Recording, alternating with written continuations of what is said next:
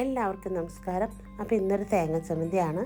ഈ ചൂട് സമയത്ത് പെട്ടെന്ന് തയ്യാറാക്കാവുന്ന ഒരു അടിപൊളി ചമ്മന്തി. ഇതാവുമ്പോൾ ചോറിൻ്റെ കൂടെയും സ്നാക്സിൻ്റെ കൂടെയും പിന്നെ ഇഡ്ഡലി ദോശ എല്ലാത്തിൻ്റെയും കൂടെയും പോകുന്നൊരു ചമ്മന്തിയാണ് കേട്ടോ. മനസ്സിനും ശരീരത്തിനൊക്കെ കുളിർമയാകുന്ന ഒരു ചമ്മന്തി.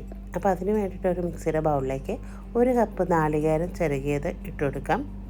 പിന്നെ വേണ്ടത് ഒരു കുക്കുംബറാണ് കേട്ടോ. ഒരു ചെറിയ കുക്കുംബർ എടുത്തിട്ടുണ്ട്, അത് കട്ട് ചെയ്തത്, 2 പച്ചമുളക്, ഒരു ചെറിയ പീസ് ഇഞ്ചി, കുറച്ച് വെള്ളം, പിന്നെ അത് തൈരാണ് കേട്ടോ ഇതിലേക്ക് ചേർക്കുന്നത്. അത് ഒരു 2 വലിയ സ്പൂണ് തൈര് ചേർത്തെടുക്കാം.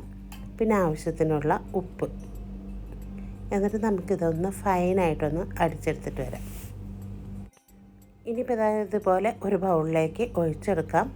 എന്നിട്ട് ഇനി നമുക്കിതിലേക്ക് വറവിട്ട് കൊടുക്കുകയാണ് കേട്ടോ. അപ്പോൾ ഇതാ ഒരു പാൻ വെച്ചെടുക്കുന്നുണ്ട്, അതിലേക്ക് വെളിച്ചെണ്ണ ഒഴിച്ചെടുക്കാം. ഭയങ്കര കട്ടയായിട്ടിരിക്കുകയാണ് കേട്ടോ വെളിച്ചെണ്ണ. അപ്പോൾ ഇതാ വെളിച്ചെണ്ണ ഇതിലേക്ക് ഒഴിച്ചെടുത്തിട്ടുണ്ട്. വെളിച്ചെണ്ണ ചൂടായിക്കുമ്പോഴേ അതിലേക്ക് ഒരല്പം കടുക് ഇട്ട് കൊടുക്കാം. കടുക് പൊട്ടിയതിന് ശേഷം കുറച്ച് ചതച്ച മുളകും കറിവേപ്പിലയും കൂടി ചേർത്തെടുക്കുന്നുണ്ട്. എന്നിട്ട് അതൊന്ന് നമ്മുടെ കറിയിലേക്ക്, അതായത് ഈ ചമ്മന്തി കൂട്ടിലേക്ക് ഒഴിച്ചെടുക്കാം. ഇത്രയേ ഉള്ളൂ കേട്ടോ നമ്മുടെ ഈ ചമ്മന്തിയുടെ റെസിപ്പി. അടിപൊളിയാണ്. ഇതൊരു വൈറൽ ചമ്മന്തിയാണ് കേട്ടോ. എന്നിട്ട് നന്നായിട്ട് ഒന്ന് മിക്സാക്കി കൊടുക്കാം.